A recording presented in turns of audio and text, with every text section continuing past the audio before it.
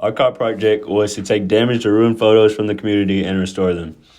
It fit CART by number 1, starting with C. Critical thinking. Our project used critical thinking because we had to think about the different tools we would have to use to fix different types of problems with the photos. A, advanced.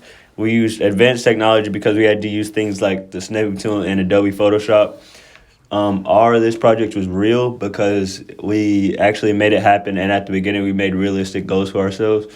And T, teamwork. We used a lot of teamwork. Me, Charlie, and Sophie all worked on this project together. We split up pictures, and sometimes others knew how to do things that the others didn't know how to do. Okay. The photo restoration project solved the problem of the elder people in the community or anyone in the community having damaged photos of family members or loved ones that they would like to be restored. And we would take and restore them using Photoshop. My team and I gathered photos from the community by making a Google form where people could submit their photos. We restored the submitted photos and returned them back to the community partners. Our client for this project was the community of Greenbrier, and our deliverable was the fully restored photos.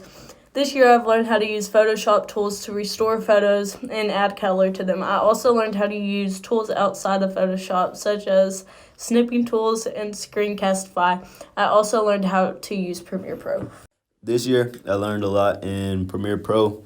I learned how to put clips together, add background music to it, and add different types of slides to it. This year in East, I learned how to use Photoshop to restore damaged or ruined photos by using the masking tool, the clone stamp tool, and many others. And I also learned how to use Premiere Pro